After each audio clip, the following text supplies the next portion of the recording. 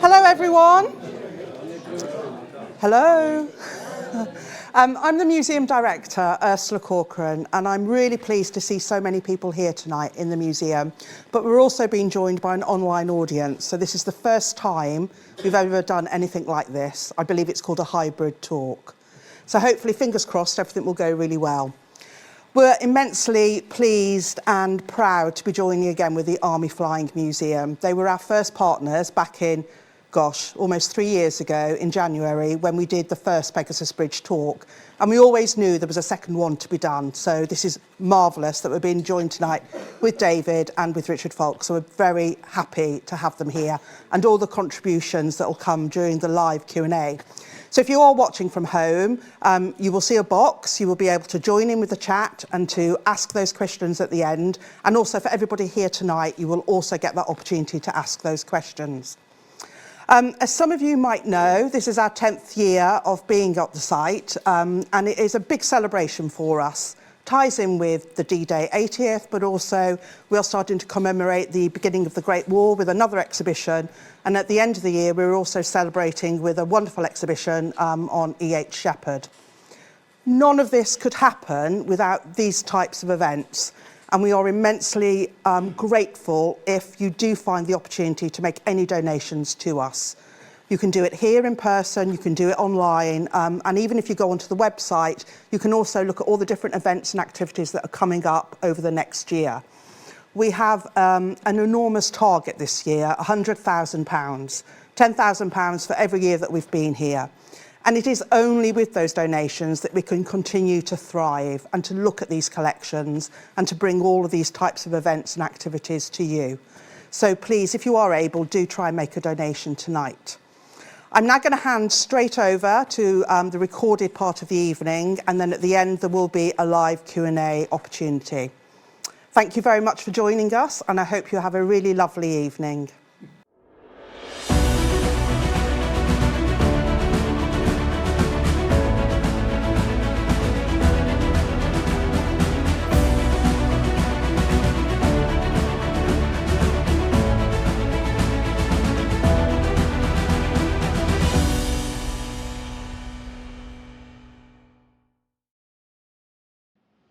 Shortly before 2300 hours, on the 5th of June 1944, the first of 6 Halifax and Hawser glider combinations eased down the runway and into the air at RAF Tarrant Rushton in Dorset. At 1-minute intervals, the other 5 combinations quickly followed. Their targets were the 2 bridges over the River Orne and Caen Canal.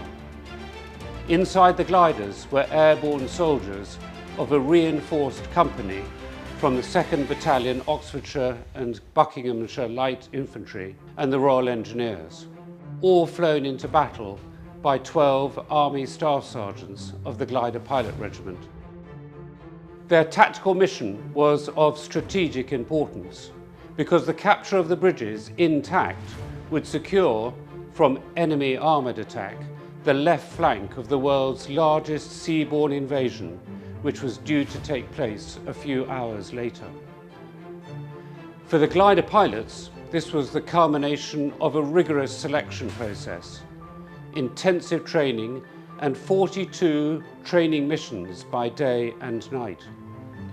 The gliders were specifically modified with additional perspex panels and arrestor parachutes, and the pilots had received special night maps, cockpit equipment, and, extraordinarily, they saw what was perhaps the first pre-operational flight simulation film of their flight path right into their landing zones. As they climbed into the night sky, there were many other aircraft circling as they waited to play their own part in the night's operations.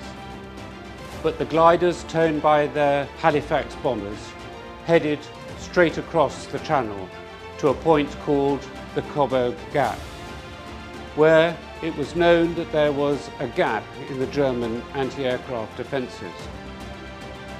The infantry had been joking and singing up to that point, but they fell silent as the gliders were released from the tugs and prepared for their descent in complete darkness, into the landing zones, which were smaller than a football pitch. As the first pilot focused on flying and watching the compass, altimeter and airspeed indicator, the second pilot called the time and the next course and heading. 5 miles inland, a right turn, another 3 miles, and then another right turn back to the bridge. It was shortly after midnight as the gliders approached the landing zone. The glider pilots and the infantry were wondering what to expect when they hit the ground. Would they have time to clear the gliders before coming under fire? Would the wooden stakes, known as Rommel's asparagus, tear the gliders apart? As the gliders turned onto the final leg, the pilots put the flaps down for the steep approach into the landing zones, and everyone on board braced for impact. Their crash landing at 16 minutes past midnight sounded deafening to the men in John Howard's glider, the first to land that night. But as it came to a halt and partly disintegrated, the first thing John Howard remembered after coming to was the few seconds of absolute silence which followed. Then the scramble to get out of the glider. It would have been the most obvious target for the enemy had anyone been looking. Howard could see nothing and feared he had been blinded, but in the chaos of the landing, his helmet had dropped down over his eyes. Then he heard moans of pain from the glider pilots in the disintegrated cockpit to his right, and rolled forward out of the broken aircraft to see the lead section of Den Brotheridge's platoon pad past the glider and head up a path to the Caen Canal bridge, which, to his astonishment, was high just above him and only 50 yards away. The nose of the glider was through the barbed wire defences by the bridge, exactly where he had asked his lead pilot, Jim Walwork, to put it. The enemy opened fire as Bill Bailey's men in the lead section appeared over the embankment, but they threw a white phosphorus grenade to provide smoke and then dropped two 36 grenades through the slits of the pillbox almost on the bridge. As the grenades exploded inside, Den Brotheridge and the rest of his platoon headed over the bridge, firing as they went. And Howard heard the heavier sound of a Spandau machine gun also engaging them. Den Brotheridge was mortally wounded. Soon after, John Howard heard the crashes of two further gliders landing, and then he was joined at the bridge, first by Lieutenant David Wood, who was sent to clear the enemy positions on the near bank, that's the east bank of the canal, and then by Lieutenant Sandy Smith with a broken wrist, who reported a bad crash landing. He was ordered over the bridge to reinforce Den Brotheridge's platoon and secure that side, the west side of the bridge. David Wood's platoon was immediately engaged by machine gun fire, and he and his platoon sergeant were both badly wounded. Within a few minutes of landing, Howard had lost two of his three platoon commanders at the canal bridge, and the third was managing with just one arm. At the Orne River Bridge, Lieutenant Dennis Fox's platoon had landed on target about 100 metres away, but there were no enemy to contend with, and he was soon joined by Todd Sweeney with his men, who had landed on the west side of the river as planned, but about 500 metres downstream. The third glider, heading for the Orne River Bridge, was lost. Fox and Sweeney got the message through on the radio to Howard that their bridge had been captured intact. By this time, the sappers, under Captain Jock Nielsen, had confirmed that there were no explosive charges laid on either bridge, and John Howard instructed his signaller, Corporal Ted Tappenden, to radio the code word Ham and Jam to 5 Parachute Brigade, who by 0050 hours were already landing on their dropping zones to the east of the Orne River, a cheering sight indeed for the Coup de Main group on the bridges. And Howard started to blow his V for victory signal on his whistle.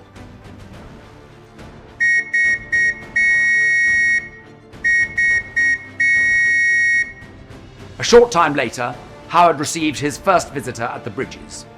Brigadier Nigel Poet of 5 Parachute Brigade. And it was after this that the sound of armoured vehicles was heard moving to the east of the Canal Bridge. And Howard's men readied themselves for the expected counterattack.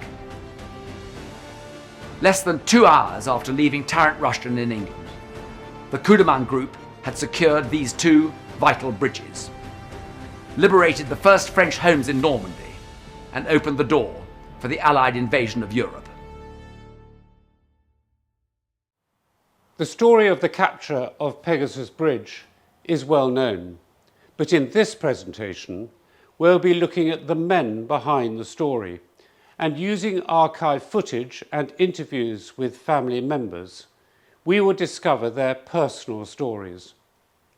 We will hear how they became part of the successful and highly motivated team that captured the bridges that were vital to the success of the D-Day operation. I'm Richard Folkes, a volunteer at the Army Flying Museum, and the story of the Glider Pilot Regiment and its operations is told by the museum, and we'll be focusing on the story of Staff Sergeant Geoff Barkway, the first pilot of Glider No. 3 in the operation. And I am David Innes, a volunteer at the Soldiers of Oxfordshire Museum. The story of the Oxfordshire and Buckinghamshire Light Infantry is prominent at the Soldiers of Oxfordshire Museum here at Woodstock. But in this D-Day story, we'll be focusing on Major John Howard, who went from being an Oxford city policeman to leading one of the most successful operations in the Second World War. And we'll be hearing firsthand from both John Howard and Geoff Barkway, using videotapes and audio recordings from the family's archives and other sources. But before we hear from the men themselves, let's find out about their lives before the war from their daughters. There were 9 children, 7 boys and 2 girls.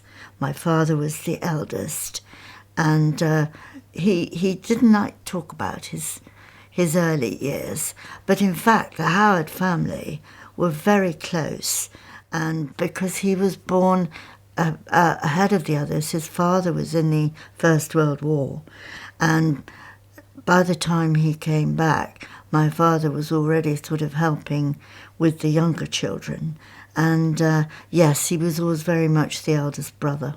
He went to school, he did well. In fact, he could gain a scholarship at age 13 or so, but he wasn't able to take that scholarship up for further education because of he needed to be out earning money to help his parents with the large family, and so he left school at 14 and almost immediately became a runner for the stock exchange.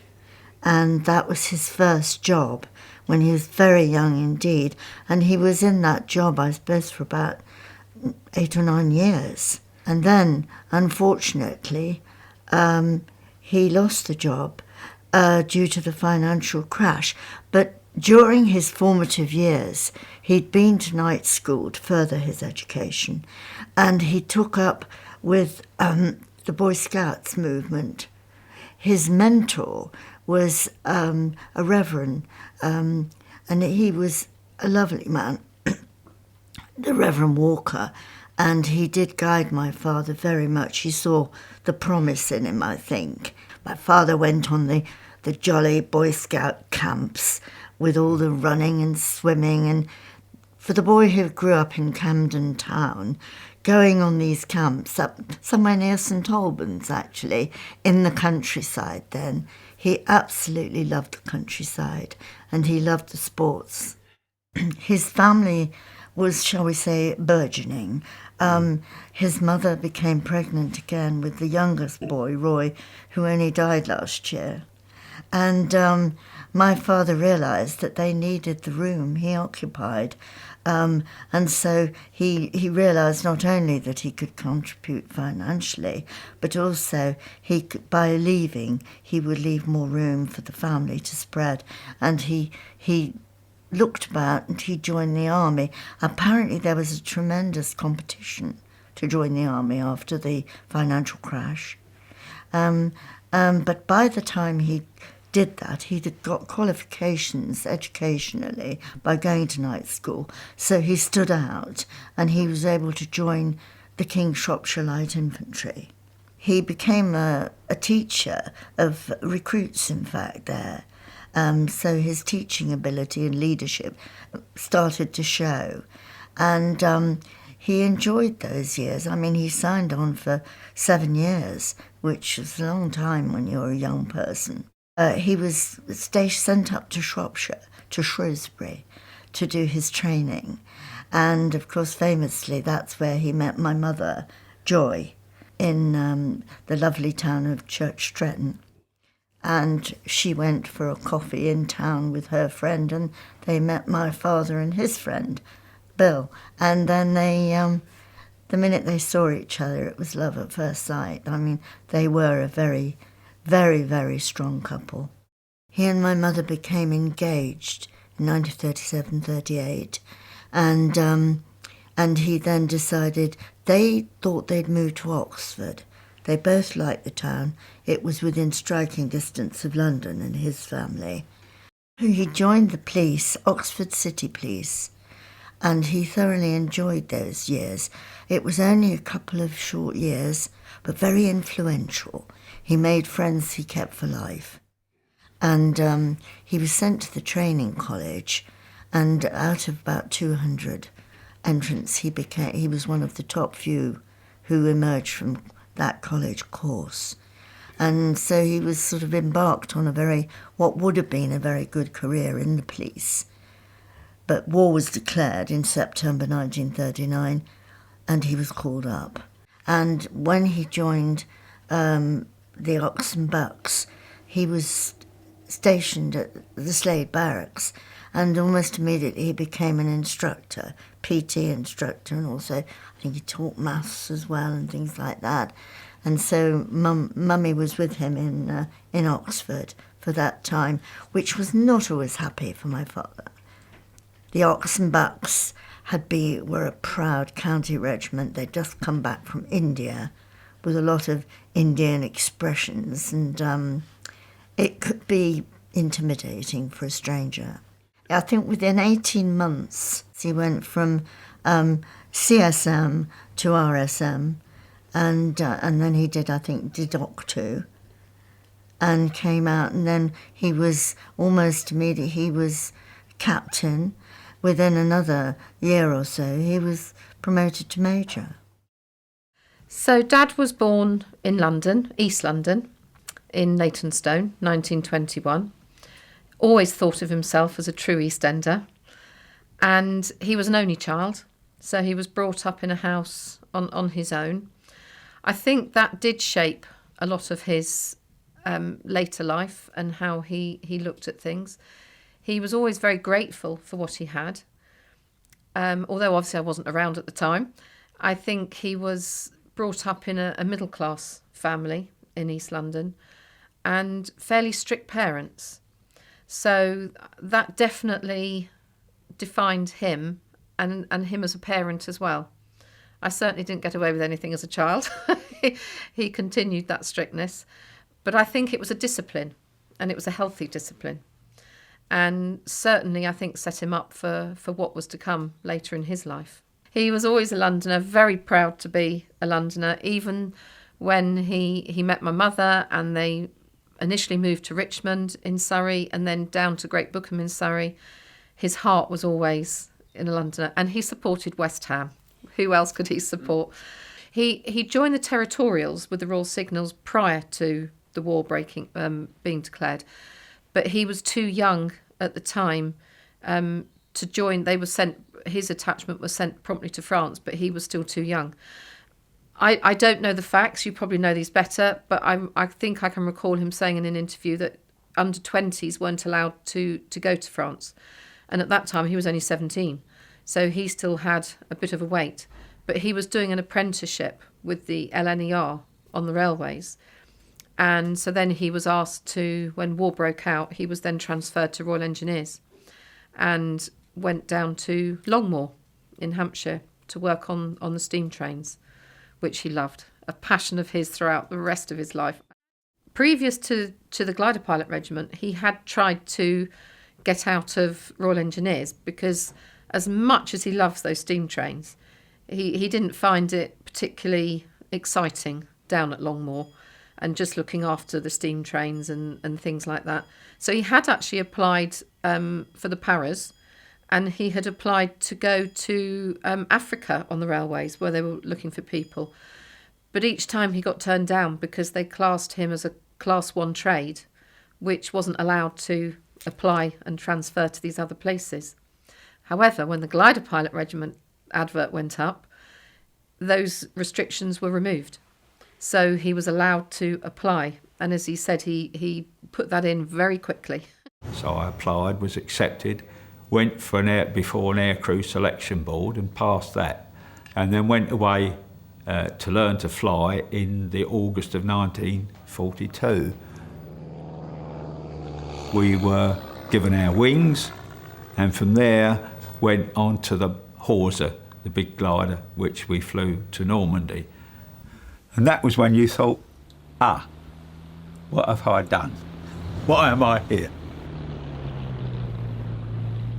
Many people commented on the way we came down, and it was quite a steep angle of approach, far removed from anything of a normal aircraft. You didn't want to be in the air too long because you became a jolly good sitting target for anybody who was going to take umbrage at your presence. So you put your flaps down and in you went. 88-foot wingspan, 64 feet front to back, nose to tail if you like, tricycle undercarriage, and we could carry 29 troops or a jeep and a light gun or jeeps and motorbikes or anything up to 6,000 pounds payload. We could carry that.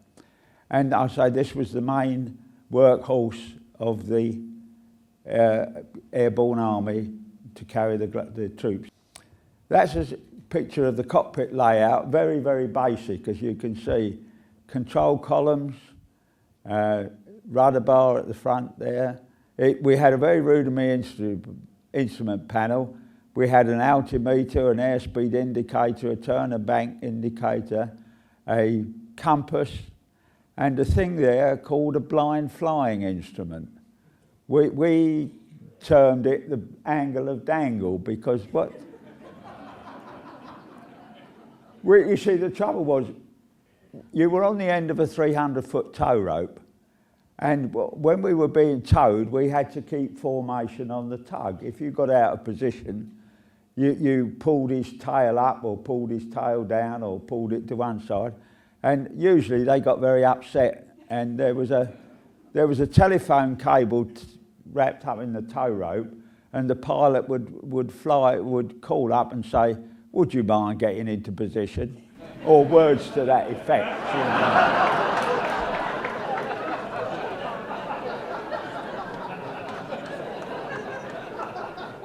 So what was done was the tow rope came back as one rope, and about 20 feet in front of the cockpit, it divided into two, and it was fastened one under each wing. And from the centre of the knot where it split, they had a piece of bungee elastic, and it came back, and there was a rod projected out of the back of that instrument there, and they fastened this to the elastic. And then as you flew behind the tug, if you were in the correct position, there were two needles in that instrument there, one horizontal and one vertical. Now, if you could keep those needles crossed exactly in the middle of the dial, then you knew, although you might not be able to see the tug if it'd gone into cloud or something like that, but you knew you were roughly in the right position. Didn't work. But or not very well. And it had one sort of rather annoying fault, that when you released from the tug, you pulled a lever down here and the tow rope released. This bit of elastic, which was fastened to the tow rope by a big snap fastener, would get longer and longer and longer until it gave up the ghost, said enough of that, flew back, punched a hole in the perspex of the cockpit, and you got air conditioning whether you wanted it or not, did you? At the beginning of the war, the 2nd Battalion Oxfordshire and Buckinghamshire Light Infantry, the 52nd as they were known, was a regular battalion just returned from over 15 years in India.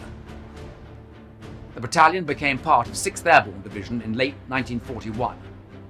Those who were unsuitable for airborne forces were weeded out and replaced by volunteers drafted in from other army units. John Howard was especially pleased to have a number of Cockneys in his company, although he reported some problems when he joined the battalion in 1941. They were very difficult to control because they were all volunteers. They'd been a bit fed up in the army up to then, not doing much except very humdrum training. And we had a slow start, but right from the word go, with my excellent officers, we really made things tough. And our way and whole program was intended to be tough. I knew it was the only way to keep them, the men under control for one reason, is to keep them well occupied, either on training or else too damn tired to get into trouble. One of the worst things you could do to an airborne soldier was what we called RTU him, and that was return to unit. And if they had any, if they were on the mat for anything and it was serious, they were automatically, no matter how good they were, returned to their original unit.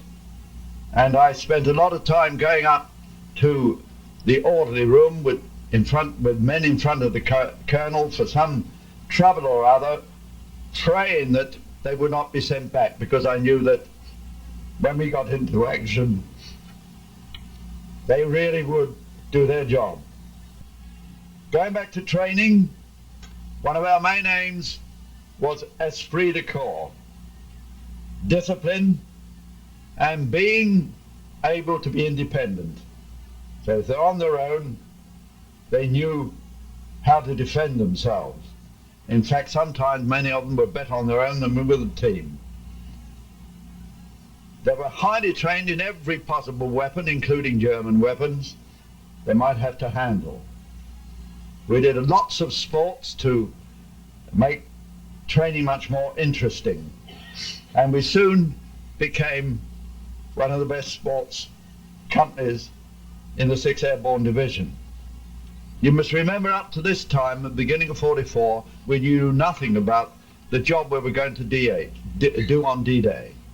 I'm trying to emphasize now that we were just an ordinary company in a glider battalion in the 6th Airborne Division. We'd been noticing in February and March on the big exercises that were going on, brigade and divisional exercises, that were being watched by a lot of top brass, bands around their hats, taking an interest in what we were doing. We also noticed that our jobs were pranging bridges, capturing bridges, and towards the end of the training, capturing them by night. Well, you have to be a fool not to realize what was happening, and that everybody right down to the men were babbling about it. But I didn't know for sure any details until the 16th of April. When my commanding officer sent for me, my first thoughts were what the devil they'd been up to now, wondering who had been in trouble. The adjutant didn't know, and I called him a liar. And as I went through into the CO, I could see he was very, very tense. "Sit down, John," he said. "What I'm going to tell you now is absolutely top secret. We're going on exercise mush." Well, we had been warned about this, exercise code word mush. "And for your job, your 4 rifle platoons will be supplemented by 2 platoons from another company," it turned out to be B Company, "and a whole platoon of Royal Engineers, making up your force to 180.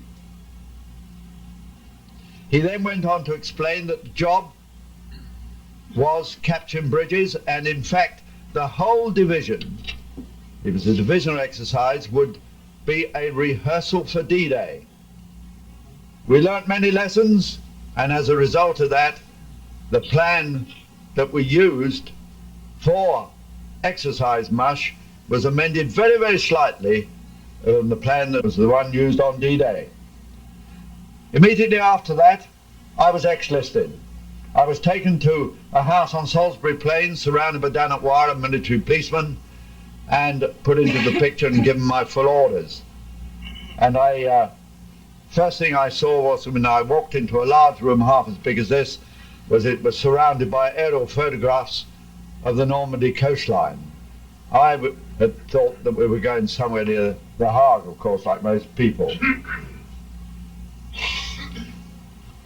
I was told straight away the full Allied plan, not in detail, of course, but in outline, and then my own particular job. The bridges had to be captured intact. They were known to be prepared for demolition, and so it was very important that we had surprise. General Gale himself, who saw me a couple of days later, said, "John, you can expect to lose at least half of your men on landing." So you would be attacking with 90. Not necessarily killed, but just landed in the wrong place and not get into the battle for the bridges. And there were two of them about a quarter of a mile apart. For the job, we would be given 6 hawsers with 25 infantry and 5 sappers in each hawser glider. They carried 30 men.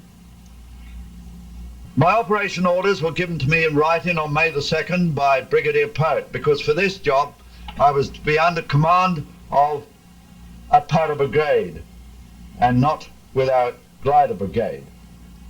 I was given these wonderful aerial photographs, a model about 10 foot square, and that model was complete in every single detail. And what was more important, the Royal Air Force, Spitfires and Hurricanes, took pictures of the bridges areas from about 10,000 up, I suppose, every day, came back, gave the pictures to the aerial photograph interpreters, and altered the model, if necessary, every day. At that time, under Rommel's instructions, the TOT organization, a German building organization, were tightening up the defenses all the way along. They were knocking down houses, trees, clearing fields of fire, erecting pillboxes, and almost every day there was a change. And the marvelous thing about it was that the model I had and was planning on and would eventually brief the troops on was up to date within 2 days. In other words, if they knocked a house down somewhere near the bridge, 2 days later it would be taken off the model. And that sort of service went on right up to the moment we came over. We couldn't have been given more intelligence. It was absolutely out of this world. I knew everything there, the names of the main villagers, the names of the chaps who were collaborators, of the mayor, the people we could rely on. I was also told that George Gondray, who was in the Gondray Cafe right by the bridge, spoke English, and not the Germans didn't know that. Well, I must jump on now to the special training, which I didn't know how long I would get, because nobody still knew when D-Day would be. By this time I'm now right at the beginning of May, and we took the company out attacking bridges anywhere in the south of England we could get to. And it was a company commander's dream, because I was given absolutely top priority for materials. If I wanted 6 trucks to take the troops somewhere for an exercise, all I had to do was lift the receiver, ask for 6 trucks at the company office, within half an hour and they'd be there. Hitherto, even in the airborne division, if you wanted 6 trucks you had to apply a month in advance in quadruplicate, and then when the day come, they wouldn't arrive because some blue-nosed regiment like the Bloody Guards had pinched them to play football.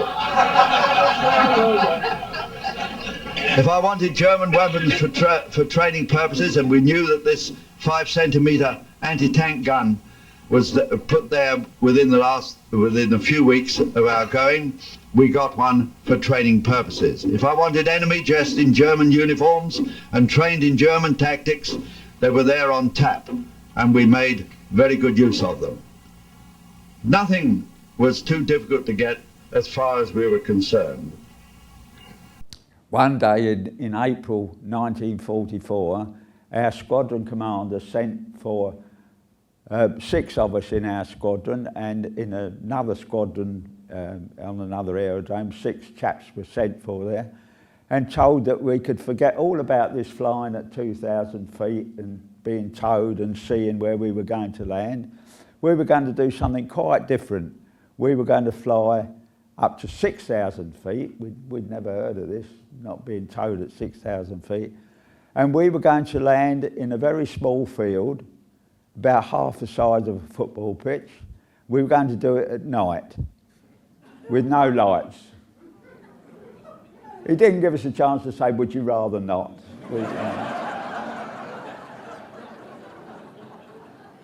And so we started practicing, but there were some snags.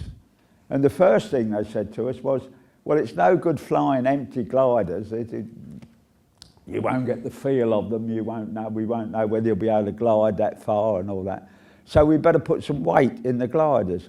Now, you've heard of the Bailey Bridge, you know, that prefabricated bridge.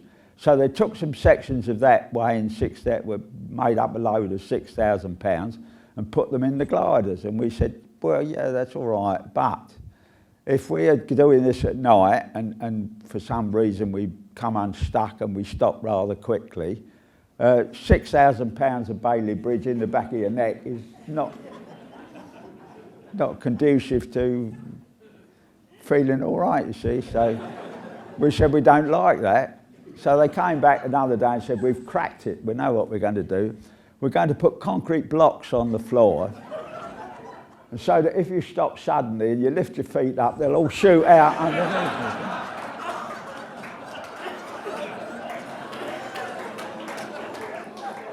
So we started off practicing for that, and this is where we had to do with this angle of dangle business. The first tug aircraft we started doing this with was a thing called an Albemarle, which was a twin-engine aircraft. It wasn't much good. The story is we gave some to Russia for lease lend, and all they did was took the engines off and used them and threw the airframe away. But they weren't much good. They couldn't climb very well. And we were trying to get up to 6,000 feet, and there were lovely big puffy clouds all round us, and he tried to get over them and under them and round them, and he couldn't. And so he disappeared into cloud, you see, and I tried to fly on this angle of dangle thing, but it didn't work. So I cast off, and we came out of the cloud, and because what used to happen, we used to fly in the Severn Valley a lot and around that area, and there were aerodromes all over the place, which while you were flying on tow, you could see everything. There was always an aerodrome that you thought, well, if I need to get down, I'll get down on that, you see. But while you were in the cloud, some rotten so-and-so moved all those aerodromes, so when you came out, there weren't any there, and you just had to pick a field and hope for the best. And Peter, my second pilot, and I, we saw this lovely big piece of green. We thought, oh, that's fine, we'll land there. To find we'd landed on a village green somewhere in the Newbury area. We'd stopped outside the pub, and the pub was open. So we said, well, that's 100% success, if you like. One particular night stays in my memory. We touched down into this particular field, and I couldn't see against the background of the trees any other gliders there. So I said to Peter, my second pilot, we're going to roll up into number 1 position. When suddenly out of the darkness loomed this big fin and rudder of another glider which had arrived, but we couldn't see it because it was hidden by the trees. So we slewed round to one side, and I think we got our wings locked together, but no other great damage was done, and nothing was done to Peter and I. When there was suddenly a terrific rush of air and a swish of wings, and then a horrible crash from the other side of the trees, and 2 gliders had landed, one behind each other, and the third chap had come in and gone right through the pair of them. So we'd started off with 6 gliders. We managed to write off 5 off them, and the 6th one landed on the wrong aerodrome anyway. I think at that time, confidence in the operation began to be a bit shaky, but we improved from then on.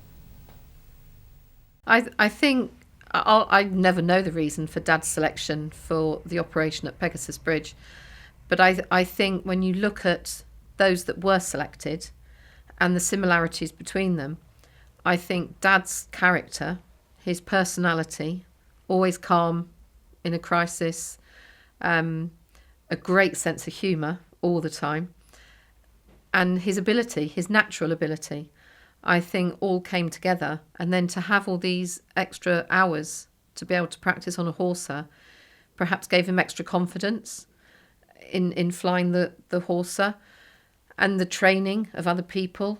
You know, all of that comes together in a complete package that, you know, he had perhaps things over and above other pilots. For Geoff Barkway and the other glider troops, typically, preparation went one stage further than anyone else's. For the first time ever, these soldiers were to be shown a preview of their entry into battle.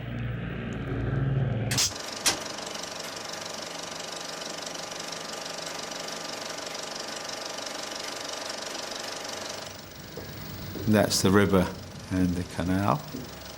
Their amateur movie showed the glider's route. 5 miles inland, a right turn, another 3 miles, and another right turn back to the bridge. Then the camera was ingeniously hung above the model and, in imitation of the flight path, glided across country down to the landing point. It actually used to fly in over these trees, and it actually used to hit one of the trees. I can remember that, because everybody used to sort of cry, oops. But I think that film gave them such a good image of what to expect that was in their mind when they actually flew, when they left on the night of the 5th of June and followed that course.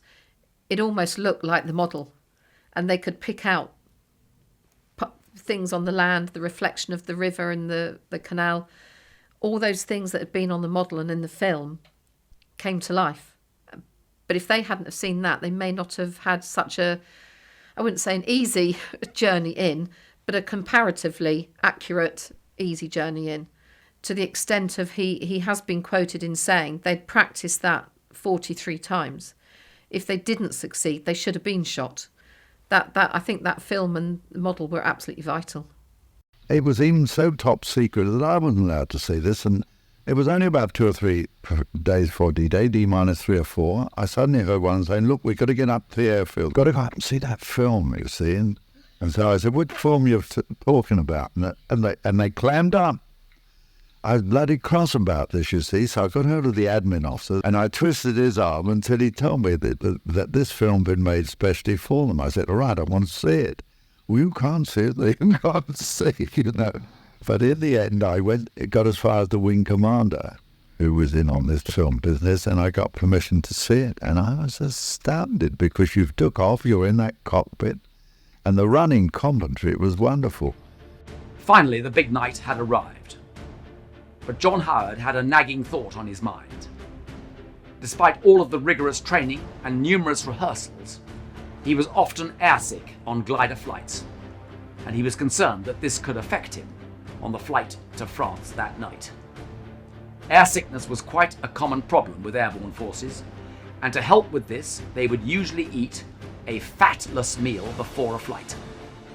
Had our fatless meal, checked all our weapons, blacked our faces, the usual night fighting drill, and went up to the airfield around about 10 o'clock. We got into our gliders. I had a word with the wing commander, who told me that we were going through a flak gap over Cabourg, and we could not, were unlikely to get any flak. I went round the gliders and gave my farewell to all of them, wished them the best of luck, and gave them this news about this flak gap. I call it my ham and jam farewell, because ham was the code word for the capture of the canal bridge intact, and jam for the other bridge. And those two words, ham and jam, at that transing cap, well, you can just imagine what they meant to us. Well, that farewell was one of the hardest moments of my life. I didn't know how many of those chaps were going to land safely, how many were going to survive the initial attack, or indeed the battles to follow. And it was a real lump and a tough job to go round giving that farewell. We got into our gliders and started taking off at 6 minutes before 11 o'clock, 2300 hours. And by 2301, all 6 gliders were airborne, towed by Halifax bombers. I noticed that we went straight across. We didn't stooge around with all the many aircraft that were milling around at that time, and we made straight for the coast. We had a relatively quiet crossing and a bit of forced laughter and joking going on, but all our minds were very dwelt on this climax of all this wonderful of this wonderful company, of the training we'd had for 2 years, and in particular this last month or so. We came in like this. All the lads were all quite bucked. In fact, I think they were told to be quiet when we got to the French coast. Otherwise it would have been rather odd to suddenly hear bawdy British songs bursting out over the French countryside, wouldn't it? It would have been suspicious, to say the least. Now that's the river, isn't it? I was busy looking at the compass and the altimeter and the airspeed indicator. They were the 3 things I needed to watch. Whilst Peter was calling the time and the next course to fly on. And then at the end of 2 minutes, something like that, Peter said, right, on to the next course. So we turned to starboard. We're coming down all the time. And then that's when we saw the bridge. Peter saw it first, I think, and then I saw it. And I think we turned into the final approach, applied flat. We're coming in now, nearly in. Troops are standing by. Hold tight, fellas, we're nearly down. Begin to level out, hold back, hold back. Our drill when you come into land was this. You're sitting facing one another, you hook arms, link arms, and then you do a butcher's grip, like that. You lift up your feet and pray to God. Going through our minds at that time was, as far as I'm concerned personally, I'd been thinking of my family, of course, back at Oxford, and realising that probably there were no raids that night. Nearly down. Watch your speed, watch your speed. I was still worried a bit about whether they would have extra troops standing too, because the gaff had been blown. Because security, as you can imagine, with all those numbers of people throughout but all 3 armies, American, Canadian, British armies, and all the others, it was very, very tough to keep things quiet. And then we bumped.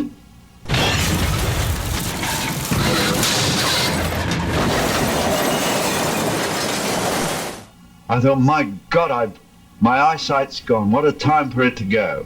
I felt my body, and nothing wrong with my body, but all had happened, I banged on the top of the glider, my battle bowler had come down over my eyes.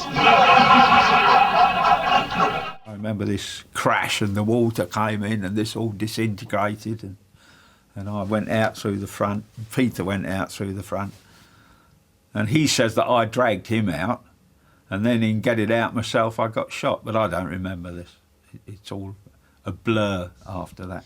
Speaking personally, I couldn't see anything, although I knew the door was in front of me and I was damn scared, but all that happened was my battle bowler had come down over my eyes. And as soon as I realised that and eased it up, I saw the disintegrated door in front of me, and it was a job whether to go out that way or try to get out through the back way. Them brothers were sitting next to me, and we'd had a 50 franc or 500 franc or whatever it was bet that who would be first on terra firma. And he was actually ahead of me because of this episode with my helmet. And we piled out through the door, and I can distinctly remember as I got out through the door, so the leading section, and they were the people to put the pillbox out of action, the all-important job was stopping the button being pressed to blow the bridge up because we knew it was prepared for demolition. I saw them quietly coming up the path past us from the back of the glider where they'd been put. No firing at this stage? No firing, not a sound. And as I got out of it, I saw this damn great water tower of the bridge. I could hardly believe it. The feeling of exhilaration that sort of welled up in with it at that time was quite tremendous. There we were, 50 yards about, it seemed, from the tower of that bridge, and there wasn't a shot being fired. We had complete surprise. And not only that, the nose of the bloody glider was right through the wire, the German wire, where I'd asked Warwick and Wainsworth to put this glider, and we didn't have to use the Bangalore torpedoes or anything at all.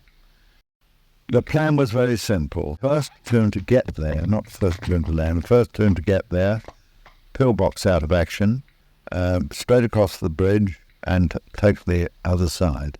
Second platoon arrive, inner defences. Third platoon, if we got one, straight across to reinforce the one the other side. And ideally, there should be one platoon there, one platoon there, and one platoon there. And that, in fact, happened. Den Brothers was killed as he got to the other side. David Wood, commanding the second platoon, was very seriously wounded here in the trenches within 5 minutes. And the third platoon commander had his arm in a sling when he reached me. He had a very bad landing. In fact, he was evacuated 2 hours later. And so I have my 3 platoon commanders. I only had one left, and his arm was in a sling. Once the glider landed and Dad sort of had regained consciousness, typical of Dad, he says that he didn't think this was particularly good for his health, being in the water. So clambered out. His harnessing from the glider's seat wasn't snagged or caught on anything, so he did manage to get out. Peter Boyle then says he can remember Dad then actually untangling him, that he was all caught up with his harness and he couldn't actually get out. So Dad then freed Peter, and their first task was to help unload the glider, which they had started doing. And in Peter's recollections, he says that he heard a shout from Dad, and when he got back, he found his wrist had been almost severed with a shot. And Dad recalled he remembered feeling a sharp pain, but hadn't looked down and didn't realise that the severity of the injury. Obviously, he had suffered severe blood loss and was moved out of the action to keep him safe. And he was treated at some point in the first aid post that was sort of basically in a ditch between the two bridges. And then when it was safer, he was transferred to Café Gondry, where he underwent some treatment. I think at that stage they were just trying to stem the blood flow and potentially save his hand, but from what Peter said, it was never savable. He can remember being on the bonnet of a jeep crossing Pegasus Bridge, but he was sort of half under a tarpaulin. And then his next recollection was being on the beaches, and somebody had taken the tarpaulin off him and basically said, "Not much hope here," which doesn't do your confidence a lot of good. But he was treated. He was taken across on some sort of ship, went to Haslar Hospital in Portsmouth, where his arm was amputated. Gangrene had set in so badly that although he was shot in the wrist, they actually had to amputate his arm just below his shoulder joint. His overriding memory of being in Haslar Hospital was lying on a bed with not many other people around him, being fed fish and chips by, in his words, rather a luscious nurse, before in walked my mother, because they were still courting at that time, and feeling quite disappointed that he wasn't going to be fed his fish and chips by this luscious nurse. And you just think, if you can find humour in all of that, you know, he really is my hero. That takes some person to still find the positive, to still find something amazing with going through all that. But it was certainly the defining point of his life, because from then on, he was classed as a disabled person, which he hated. Many years ago, my mother had given me a whole stack of letters to have a look at. And in there were just some incredible letters. I think they, for me, are better than any history book, are better than anything I was taught at school or anyone can ever tell me about, and certainly said so much about Dad's character and also the character of everybody during the war. But one particular letter was a letter he had to have the nurses help him write, because he was right-handed, he lost his right arm, so he had to learn to write with his left hand. And it was basically giving Mum permission to finish their courtship and to go and find what he felt would be a better life than what he felt he might be able to offer her. And all credit to my mum. She obviously didn't. And she stayed with him. And for their entire lives, they remained together. And I think that was perhaps part of that sort of characteristics of that generation through the war. He wasn't disabled. He was perfectly able. And nothing was going to stop him leading a perfectly normal life from then on. For John Howard and his men, the capture of the bridges had been a great success, with only minimum casualties on the night. But in the days that followed, as they moved southeast to Escoville, there were significant losses. John Howard took a bullet through his helmet a few days later, and subsequently had another near miss. He received a mortar wound and was taken to the CCP, and at the time, while he was on the table there, having had it stitched up or whatever, he was told he was going to be repatriated. And there was a bombardment, and everybody disappeared, leaving my father lying on the stretcher. And he got so fed up, he jumped off it and went and found his Batman in the Jeep and said, "Go back." And he went back to his company. He could have gone home, but he didn't. And my mother received a telegram telling her that my father had received a mortal wound. The typographer had got it wrong, and instead of a mortar wound, they put mortal. And for about a fortnight, there was no mail between them, and my mother thought my father was dead. My father thought that Joy wasn't bothering anymore.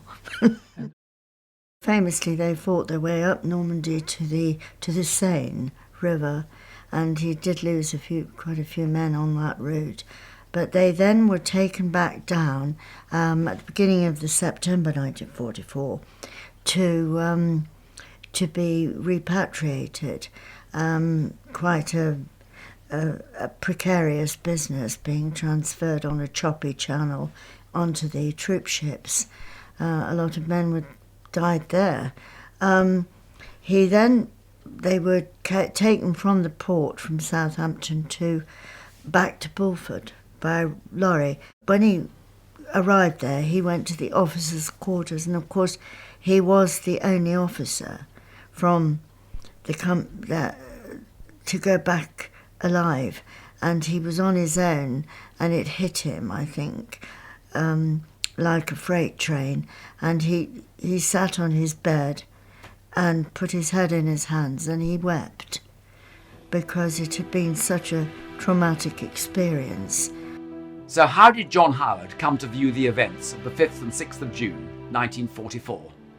I think he regarded it as he was spearheaded D-Day. The French would call him le premier libérateur, and he liberated the first house, the first village. He was the commanding officer who was given that task to open the gates, as it were, for the invasion to take place of France, and he was very proud of that.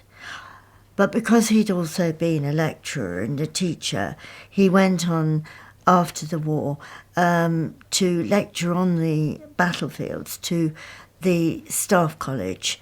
He loved going back then because he'd be back in the army for a fortnight, and he absolutely loved it. He took me with him once, and so I met all his colleagues, and it was a great atmosphere on those trips. So I think he rather thought he'd marry me off to a subaltern, but that didn't work. He'd been asked to be a military advisor on the longest day, and went back and thoroughly enjoyed it. I mean, it was a great feeling. And he became very friendly with Richard Todd, who played his role. And then there was a lot of interest in the Second World War.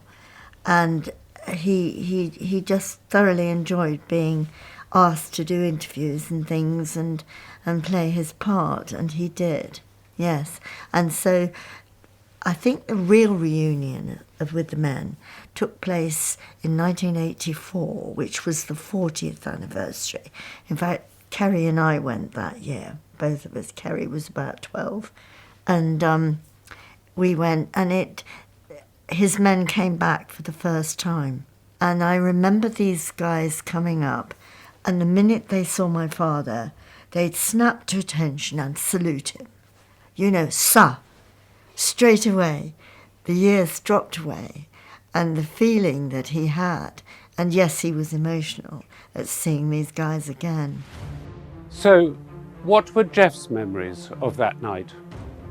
Dad's recollections of the actual landing at Pegasus Bridge aren't hugely clear, because on landing he was thrown through the cockpit and suffered concussion. So some parts are a bit blurry, and he was never sure whether some of his memories were due to people telling him things later in life or whether they were true recollections from the actual night. But he was definitely concussed. He actually gave the wrong password when challenged, and we think that's why he was shot. So most likely friendly fire. But he was incredibly proud of the fact all 3 gliders landed with such accuracy. And that it was successful. They landed and everyone got out. However, he always felt hugely responsible for possibly the death of Corporal Fred Greenhalgh, because we believe he was caught under the skids of Dad's gliders. So it was possible that he was thrown out and in front of the glider, and then the skids went over him. But he was trapped under the fuselage of Dad's glider. And for that actual landing, he was the only casualty. So Dad always felt a sense of responsibility, really, that was there anything he could have done slightly differently that would have avoided Fred's death? Probably not. But, you can't persuade somebody of that. And I know other people, particularly Army Air Corps people, had said to him, if you'd done anything differently, it could have caused more deaths. So not to feel responsible, but I probably would myself. You can't help it. If it was somebody from your glider that's been killed, then you're going to have a sense of responsibility in some way. But I think that always slightly haunted him. And he always felt that he didn't really get any recognition for being possibly the first casualty. Obviously, there was the sad death then of Den Brotheridge on the bridge later. And I don't think we'll ever know to this day which one died first. But sadly, they both did. And I'm pleased that this year, the Veterans Charity are actually installing a small memorial to Fred just at the landing stones, so that there is some recognition of what he did, because he still went through all the training. He was still ready, prepared to carry on with all the fighting the same as everyone else, and definitely deserves that recognition. And I think if Dad knew of that, he would find perhaps a little bit of peace from it, that he's been recognised and a mark has gone there. At times when I go back around the cemetery at Romville, you see the names, you remember that chap was only 19, that lad was only 21, that corporal wife was pregnant. Like Den Brothers, who sat next to me, I knew his wife was expecting a baby in the fortnight. You remember those sad things. And the time we do remember is when we have our little private memorial. We go down onto the landing zone by the canal bridge, and dear old Madame Gondry and George Gondry in the past, before he died, come out from their house, the first house to be liberated in the invasion, with champagne in glasses, and we solemnly drink to comrades, absent comrades. I always remember it, but as long as I'm alive, I'd always go back there on the 5th of June. For Dad, post-war, his life obviously changed, being one-armed. But his humour still came into that. And he played all sorts of tricks with just one arm. And much to my mother's disapproval most of the time. But I think he felt happiest and very content when he met up with a lot of the people he had gone through the war and the training with. And although he hadn't known John Howard for very long, they always had a very close friendship. They had a lot of things, similarities of interests. And again, when those two got together again, they just sat chatting and everyone else got ignored. But they would often meet each other at Pegasus Bridge. And John Howard always brought the pilots up to any event he was at. And as he said, he couldn't have done it without the pilots. And the pilots would say, well, they couldn't do it without the Ox and Bucks and John Howard. But I think when you've been through an experience like that, as you probably yourself know, it brings a different sort of closeness and friendship. And a friendship that is different to perhaps a friend that you were at school with. And I think that friendship stayed very close, you know, until they were both so elderly. And even then they took the mickey out of each other about who was going to be in the wheelchair first and who was going to push each other. And I can remember John Howard saying Dad would have to push him because he was the pilot and John was the passenger. So that was how it was going to be. And I think one year Dad did push John over Pegasus Bridge. Well, it's affected my whole life, being his daughter. I would go back with him. I especially remember 1994, the 50th anniversary. But that was so memorable to be with him on that trip. It was a tremendous occasion, and I am so glad I had that experience with my father.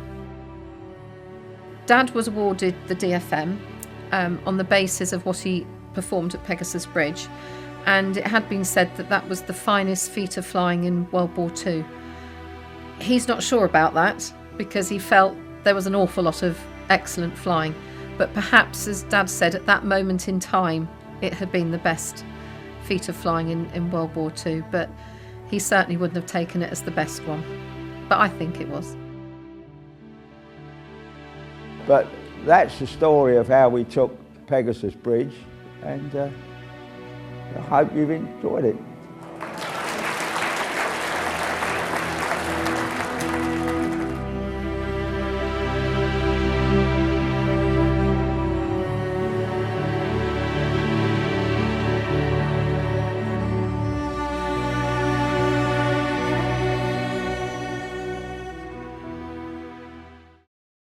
Well, good evening, everybody, and thank you very much indeed for watching tonight. And as Geoff Barkway said, I hope you enjoyed it. I thought it was a most amazing story and most ingenious. Let's get into some questions. First of all, let me introduce you to the lady on my right, who is Kerry Ricketts.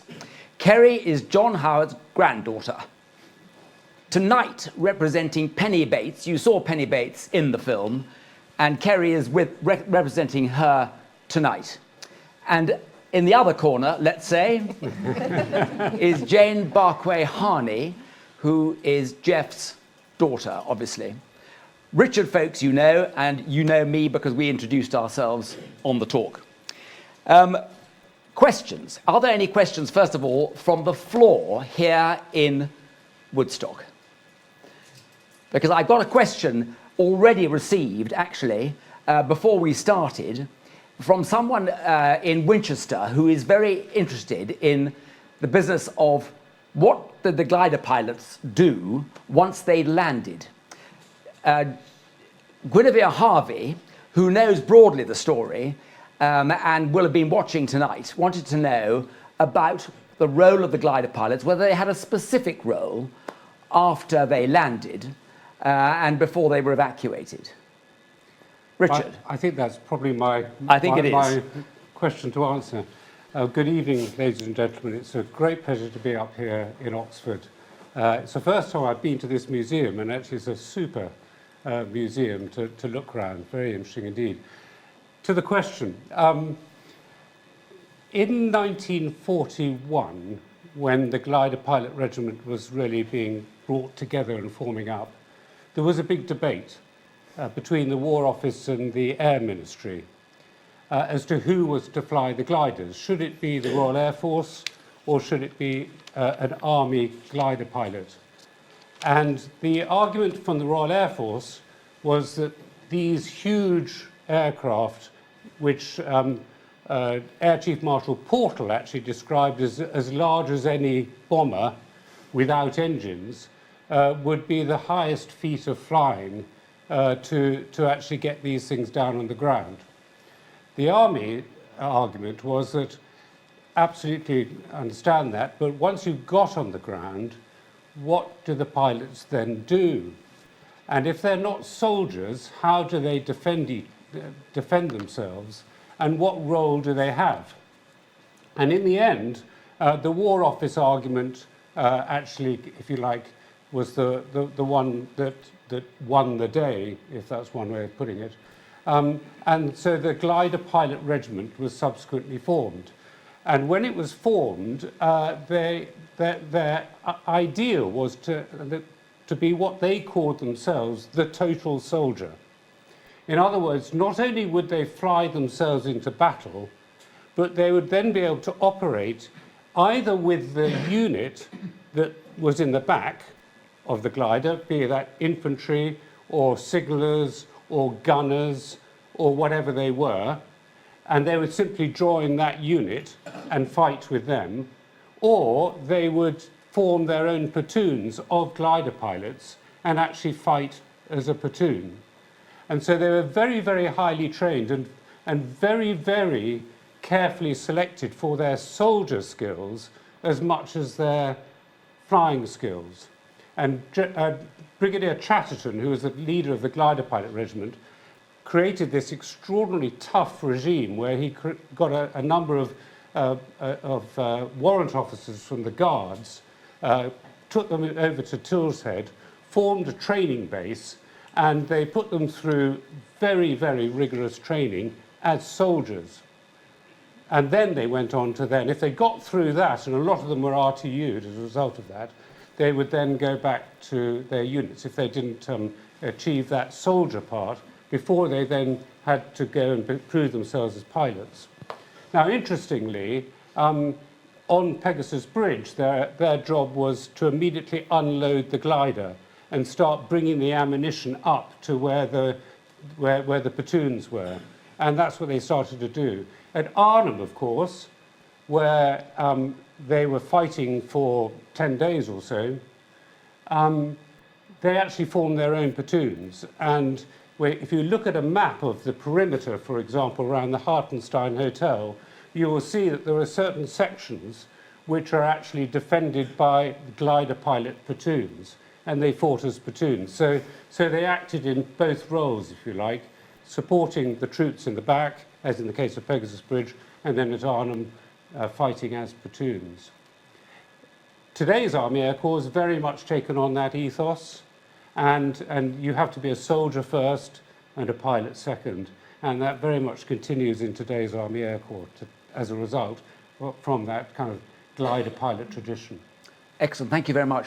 Guinevere, I'm sure that answers your question. I'm very glad to hear from you tonight, actually, because it allows me to tell everybody that you are about to unveil a tile commemorating your grandfather, who was Captain Guy Bonham Carter, who was the adjutant of the Queen's Own Oxfordshire Hussars, the Oxfordshire Yeomanry, when they went to France. When they went to France in 1914, he was killed by a sniper, tragically, in 1915. but you are going to be unveiling a tile recording his little story in our Oxfordshire's military family tree, which is a couple of yards down the corridor here. And it allows me, it enables me, this story, to tell everybody listening that if you've got an Oxfordshire connection and if you've got a military connection as well and you'd like to commemorate somebody in the museum, come and do it here. Get in touch with us and we'll tell you how to do it. We've got a couple of questions now here on screen. Darren Little, great presentation, really enjoyed it, well done. Did the hawsers have any form of armour plating to protect them from a small arms fire or even anti-aircraft fire, or would it have been too much weight for the glider to control? I think we know the answer. No, absolutely not. There was no protection at all. In fact, even at the very front of the glider, where the pilots were, there was no protection for the pilots either. If you go to a museum where they've got a hawser glider, just tap the wood on the front of the glider, and it is, you could tell very quickly, it is very, very thin plywood. I think it's actually Canadian spruce, but it's very, very thin, and hence why so many glider pilots were either killed or badly injured just when they landed, let alone before they went into battle. And you probably know that a lot of the gliders were built by furniture-making companies of Oxfordshire and Buckinghamshire. Yep. And when we put in a replica section of a hawser glider, Richard, at the back of the museum over there, a tight squeeze if ever there was one, when we did that, we got it sponsored by some of the furniture companies which contributed in those days in their current form. That's We've got questions here, yes. We heard that they were training a complement of 6 gliders, but on the night of the operation, only 3 landed close to the bridge. So were there others, and what happened to them? Oh, yes, there were. Hang on, the question. I think we ought to repeat the question for anybody who might not have picked it up online, so to speak. The question was, 3 gliders landed at the canal bridge, and that was good. What about the other gliders? Yeah, there were 6 that took off, and rather like that exercise that Geoff talked about, 5 actually achieved, got to the objectives, if you like. The famous 3 that we all know and see on all the photographs. But the other 2 gliders at the River Bridge, one landed within about 100 metres in its correct spot, and that was actually piloted by Staff Sergeant Howard, another Howard, but Roy Howard in this case. He was the first pilot on that. He had an extraordinary, interesting approach to there, because while the famous 3 that came round, they actually released at 6,000 feet. They then had to glide 16 kilometres in that long loop towards Caen and then back towards the canal bridge.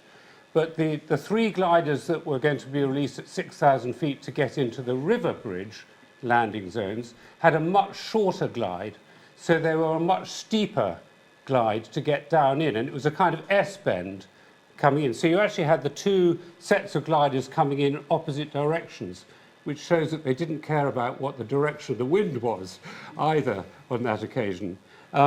So when Roy Howard came in, they had a problem with weight, and indeed they'd had to take at least one soldier off each of the gliders, which John Howard, the company commander, said was one of the most difficult decisions. But when Roy Howard was coming in, he suddenly realised that he was overweight and he needed to get some guys into the back. So he turned round, he said, 2 soldiers in the back.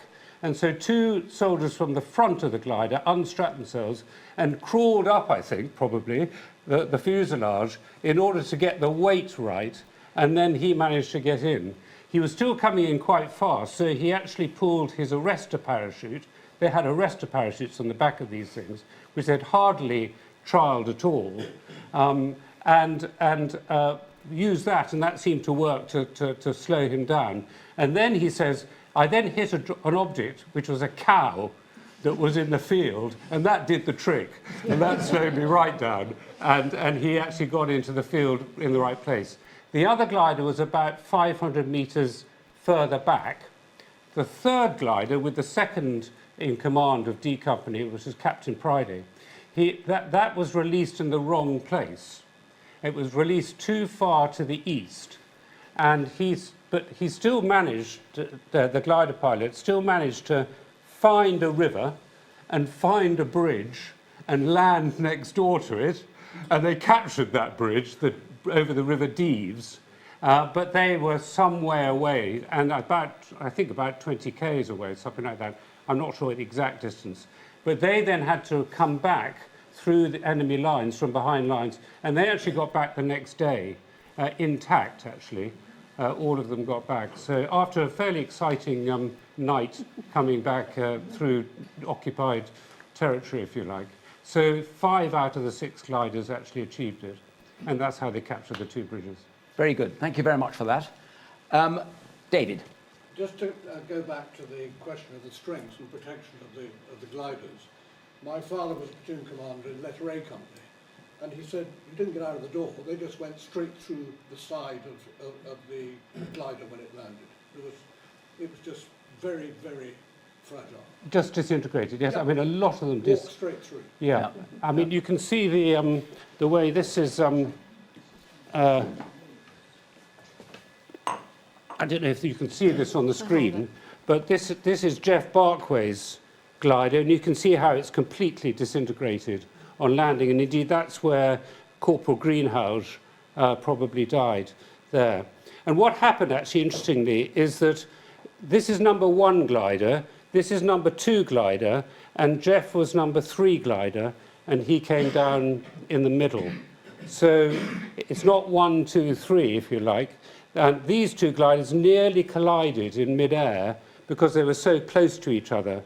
And Boland, actually, in this glider, moved to the right, and then Geoff Barkway came screaming down the middle here. Yeah. So, yeah, they often disintegrated on landing. What speed on landing? What did they do? I'm not sure, actually. It's a good question. I should know. That was about 90 miles 90 an hour. knots. But it was too fast.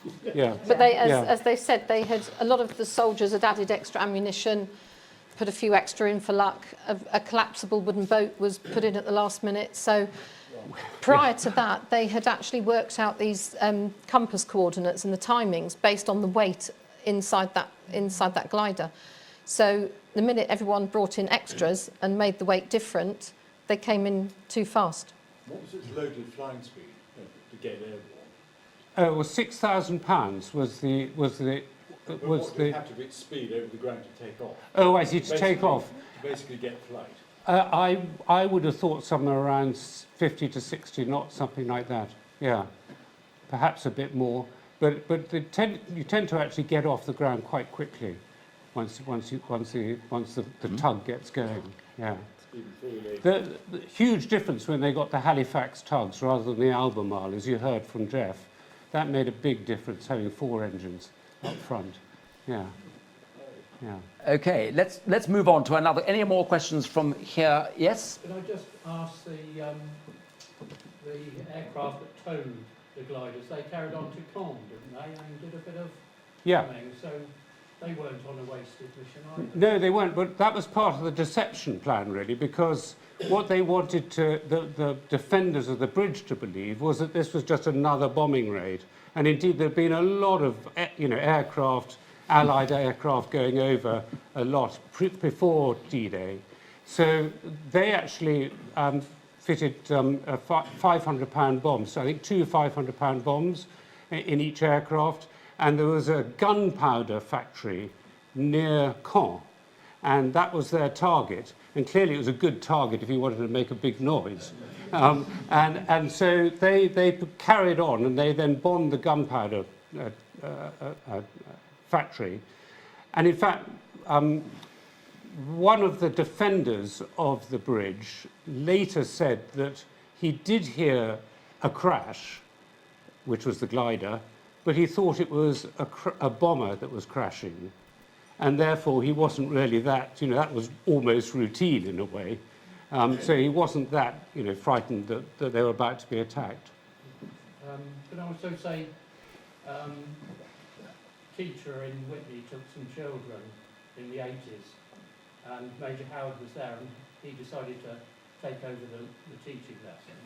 And one of the things he said was, after they crashed, the first thing they could hear was a very loud radio from the Germans. So obviously they were, having a radio going, and that may have helped to stop the hearing a crashing glider. So. Yeah, the other interesting thing is that the defenders were not high-grade soldiers, if you like. In fact, I think some of them were Russians, and they were a mixed bag, basically. The officers were Germans. The commanding officer wasn't even there. I mean, he was reportedly with his girlfriend near Ronville. And in fact, when his staff car arrived, there was still evidence of what they were doing in the back of the car, I think. There were various stockings and things like that reportedly in the back of the car. But underneath these defences here, you can see the German defences there. Underneath there was a tunnel, a lot of tunnels, where they actually had accommodation. And despite the fact that all these Mills bombs had gone off and all the rest of it, and the bridge had been captured, eventually Sergeant Wagger Thornton and Wally Parr went down in to see what was going on underground. And several of the guards were still asleep, sound asleep. And when they tried to wake him up, the guard thought that this was a practical joke, because there was this guy all blacked out and all the rest of it, and turned round and said, go away, and until he realised actually quite who they were. So you can see that the guys who were actually defending the bridge were not necessarily ready to defend the bridge. Mind you, if you're not on stag, if you like, you go and get your head down and get sleep. So that's quite normal in a way. Somebody's asked a question online about why was not more made of the attack on the Orne River Bridge by Dennis Fox. The fact is, I think, that it wasn't defended in the same way that the Canal River Bridge was defended. And it was taken so easily. They had their action, of course. They had some action later on. Richard mentioned the staff car hurtling across the bridge and the motorcyclist as well. There was also a patrol, a German patrol, coming up the riverbank from the direction of Caen, and they were challenged in the dark by Todd Sweeney's platoon, and when it became apparent that they were Germans, because they didn't answer correctly and there was some German shouting, they were all annihilated. Unfortunately and tragically, one of the four was a British paratrooper. What he was doing with them, we don't know. I'm sorry to say, we don't even know his name. To this day, we don't know his name. And that is a dreadful tragedy. He was obviously blown off course, picked up by a patrol, and was a prisoner at the time, or something like that. And unfortunately, John Howard said things like this happen in war, and of course that's right. But these days, I'd like to think we might be able to remember that British paratrooper a bit better, in fact. So I'm going to suggest to the Veterans Charity, that great organisation, who are going to erect a commemoration stone of some kind in memory of Lance Corporal Fred Greenhalgh, who died in the pond. I'm going to suggest to them, in fact I'm doing it right now, Danny, we ought to find out the name of the British paratrooper who was killed by Todd Sweeney's platoon, and we don't seem to know who he was. Could have been from 7 Para, but we don't know that. On with another question. Ian Merriman asking a question here 27 seconds ago. I've heard it said that glider pilots and tug pilots were paired up before the operation in order to improve the partnership during the operation. Is that correct? I bet it is. Yeah, I think it is.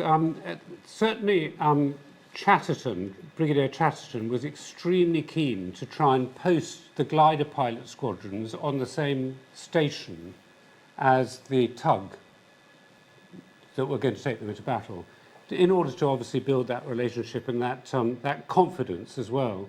You've got to remember that at Sicily, the Glider Pilot Regiment had a very, very high casualty rate because they didn't know the tug pilots. In fact, they weren't all British, the tug pilots at Sicily, and they released the gliders far too early, and a high number of them went into the sea. And in fact, I think in all, just before the operation even started, well over 400 people had been drowned in Sicily. And after that experience, and of course Chatterton took part as a pilot in that particular operation himself, he was very much in favour of building this relationship and this confidence between the tug crews and the glider pilots. And so I don't know for certain, but it's highly likely that probably is the case. Yeah. Paul Davis online asks, do any of you know where that famous and perhaps first ever pilot's viewpoint film can be found today? It is a remarkable piece of film, and you introduced it very well, Richard, I thought, by saying it's the first bit of simulation, aircraft simulation that might ever have been used. I believe it.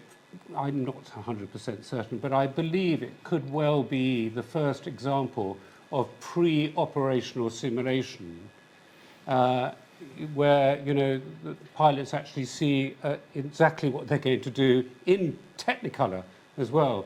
It was made by a man called Flight Lieutenant Lawrence Wright, who was a really interesting man. He lived in Alresford, actually, after the war, and there's now a street named after him, interestingly, in Alresford. But he was a glider pilot before the war, a civil glider pilot before the war. And in 1940, when Churchill said we need to form a force of airborne forces, including gliders, they gathered a whole group of civil glider pilots together who had a whale of a time, actually, because they basically came back to do the things that they really loved. They were from all three services. They were all had V on their ranks, so they were all TA, the equivalent of TA, if you like. Lawrence Wright became the intelligence officer in the Glider Pilot Regimental headquarters. And he was responsible for building up the intelligence picture before an operation happened. And he was also a very, very good amateur photographer, and all that colour film that you saw of the gliders was taken by him, and including the glider at Heathrow Airport, which was the one with the yellow bottom to it in the film there. And he came up with this idea of flying a 16mm film over at this model, which I believe was based near Shaftesbury somewhere, in a highly top-secret location. But he managed, I guess, with his intelligence connections, to get in there, and he got a whole lot of pulleys together and ropes and things like that, and he then literally flew it over this huge, great model. It's probably the size of this room, at least, that model in there. And that's what you saw on there. Now, this languished in his with a film called All the King's Hawsers that he made in his privy, in the back of his tiny little 2 up, 2 down in Alresford. In the backyard, kind of brick yard, there was a privy there, and there was a whole pile of films in there, and that was there until about 1983, and then he presented it, came to the museum at Middle Wallop, and I think there's a copy now in the Imperial War Museum as well. And so there is that film exists, and it was in a blue tin up until about 1983, I think, and then it revealed itself. So that was very interesting. But they all talked about this extraordinary film, didn't they? Your dad, I remember, Phil, talked about it a lot, didn't he? I think, as I said in the film, it made everything come to life for them. Yeah. It made it real. It made them really understand what they were going to be flying. They could almost memorise that model. And then if on the night they couldn't actually see any of those landmarks, they could almost sort of just go on what they had done on the model. Yeah. And most of it was luck. Very quickly, because there'll probably be other questions, but they were shown it at Tarrant Rushton for the first time about 5 to 6 days before the operation. It was in a tent where they were put, where it was shown, surrounded by barbed wire, and John said how difficult it was for him to get in there. And when they saw it, they first of all saw it in daylight, as it were, and they all had their maps out and they were all practicing the turns, if you like, and the compass bearings that they had to go on.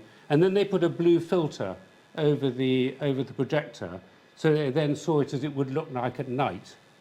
And they all had these night maps, special night maps for the operation, which showed the Bois de Bavent, the woods that they were going to go over, and the railway lines, and the rivers and things.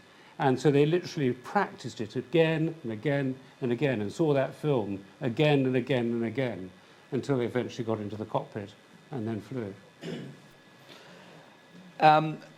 Mark Edmonds, whereabouts did the Operation Mallard gliders land late on the 6th of June? Do we know the answer to this? And from where did they take off? We've had questions actually tonight about Harwell and which aircraft were the tugs from Harwell, because the rest of the Oxfordshire and Buckinghamshire Light Infantry went in from Harwell rather than from Tarrant Rushton. And I think they were Albemarles, weren't they? They may well have been. I mean, the tugs? They used Albemarles, I think, as well as Halifax, but it was because they had to go up to 6,000 feet that they obviously used the Halifax for this operation. But yeah, I mean, there were the Mallard landings were to the east of Pegasus Bridge and to the north of Ronville, in that whole area. And indeed, if you look at the aerial photographs, you can see that there's a whole, if you just go across the bridges, and then you can either turn right for Ronville or turn left, and then when you turn left, that area there is covered, absolutely covered in gliders, including, of course, the big tank-carrying gliders, the Hamilcar, which actually took tanks into battle as well. Tom Merriweather asks, or says, thank you all for a great presentation. Is it correct that the gliders were prepared in kit form and then finally assembled at the airfield departure point? I think a lot of them were assembled at what's the big airfield in Oxford that they still use? Bryce Norton, thank you. Thank you very much. There was an MU at Bryce Norton, certainly, that assembled the gliders, and quite a lot of the gliders were made in Oxford in the Morris factory, because, of course, cars in those days were built out of wood, and so they had all the skills to build the gliders, but they were assembled in kit form, and they could go on the back of trucks, because obviously, you know, there weren't airfields at most of these factories, and they were extraordinary design, really, very, very clever design. And they went, I know a lot of them went to Bryce Norton, and that MU then put them together, and then I suspect they were then flown to the actual departure airfields. I don't think they were taken to the departure. Some may have been, but I think the majority went to specialist MUs and were then put together and then went to the. And of course, after the war, some of those gliders proved very handy. I remember Robin Evely telling me. Robin Evely was you're probably sitting in the Evely Gallery here. Actually, he was a founder of this museum. He remembers a lady near Wallingford, where he lived, had a glider, or the fuselage of a glider, as her tool shed in the garden. Yes, and there were chicken runs and all sorts of things. Exactly. Yes. James, 19 minutes ago, said, were there any plans to use a coup de main operation like this to take the bridges during Market Garden, Operation Market Garden? No, well, you could say the whole plan was a coup de main, but it didn't quite pan out. It's very interesting, actually, that that they didn't land closer to the bridge. Yes. At Arnhem. Yeah. And the reason was that the intelligence assessed that there was too much air defence. And of course, you know, we were talking about the fact that there's no protection on those gliders at all. So it was clearly a major factor. You didn't want to land anywhere where there was strong air defences. And I think that was the principal reason why they didn't land near the bridge at Arnhem. Clearly, with hindsight, probably we would all say, well, you know, that was probably the wrong decision.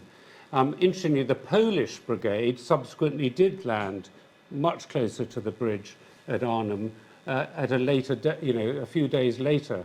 But no, I think the assessment seems to have been there's no problem. We'll land over Henkel Heath and we'll march in, and it shouldn't be a problem. But of course, history turned out to be different. This year, of course, is the 80th anniversary of D-Day. And where has it gone? Kurt, 5 minutes ago, says, will any of you be attending Normandy this year? I think the answer is you bet. But I think I'd like Kerry to mention, to address this. The World and his wife are attending Pegasus Bridge in Normandy this year. So yes, we will be going, so my mother will be going to represent, obviously, my grandfather. I am going, my husband and my father. You are going, David. You're going as well, Jane. We always say this, wild horses won't stop us, really. Exactly. It's a big year. We're representing the 52nd group, so we've actually got a lot of Ox and Bucks people, some people that are present here this evening going. We've got the Rifles coming over this year. We've got the Oxfordshire Cadets that are coming this year. We've got Army Air Corps, Paras, and a lot of families. So the Coup de Main group is something that's organically grown, that Mum has done a lot of work with. My grandfather died 24 years ago, and Mum has headed up the group since then, since 1999. And the numbers have just grown each year. And so it's like a big family reunion for us, isn't it? There's a lot of people you only see in Normandy in June. Yes. So it is a reunion, but a lovely one. It is. So it's a great honour for us to go and represent our families. And what's wonderful when we go over to France is how the mayors of each of the villages that we're involved with do so much to make us welcome and lay stuff on. And now the children also get involved. So it's never forgotten what could have been and how important that liberation was. It's been going on a long time, and many people are saying it really can't go on for more than 80 years, surely. But I think as long as the French who live in the villages that were liberated on D-Day in that part of Normandy commemorate it, and my bet is they always will, then I have a feeling there are people standing up in this country who are ready to support that. Yep, definitely. Ladies. Yeah. Okay. I think we've talked a lot tonight. I think we should draw events to a close. I'd like to thank everybody for coming tonight. Thank you very much indeed for watching online, for this splendid audience in the museum. Thank you very much for your donations. I haven't mentioned donations at all, which is just about my middle name, actually, on these talks. But thank you very much if you've been able to make a donation. We all depend upon these, museums like ours depend upon these donations, and we're very, very grateful for anything we receive, and thank you very much for that. I'd like also to thank, while we're here, Clive. Now, you can't see Clive. I can't see him because I know he's just there. Clive Smith is our filmmaker. Clive's been making films like this for a long time, for the Army Flying Museum, for the Soldiers of Oxfordshire Museum. And on this film, it was Clive's idea. It was Clive who discovered that Richard Fawkes had a bit of film of interviews with John Howard. He had some tape recordings, and gradually the whole thing came together. And I was quietly minding my own business one day when Clive rang up and said, we have got to do this film. And this is what you've seen tonight. Clive designed it. Clive coordinated events. He filmed everybody in different parts of England prior to the event. And I think, Clive, it is a work of absolute genius. And I think you deserve a huge round of applause, my friend, and I think we should all give it to him now. He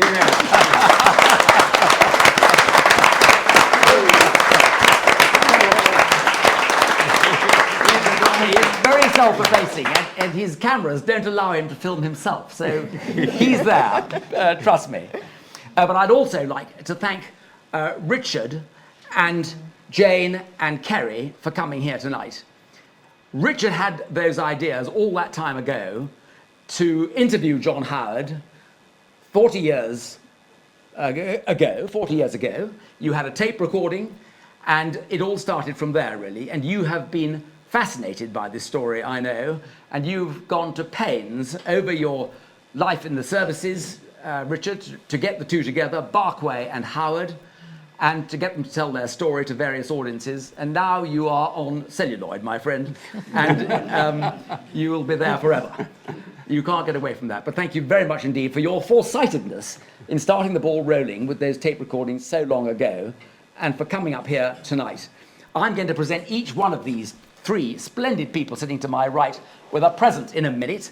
But I'd also like to thank Jane very much indeed for representing the Barkway family, and the fantastic Geoffrey Barkway. There he is, on screen behind you, and he's caused more smiles tonight, hasn't he? In spite of all he went through, he is an absolute... You said he's your hero. I think you're joined by everybody else here tonight. Thank you. And Kerry, sweetheart, thank you very much indeed for coming up and representing your magnificent mum, who did so well tonight. The cat got a look in as well. I know.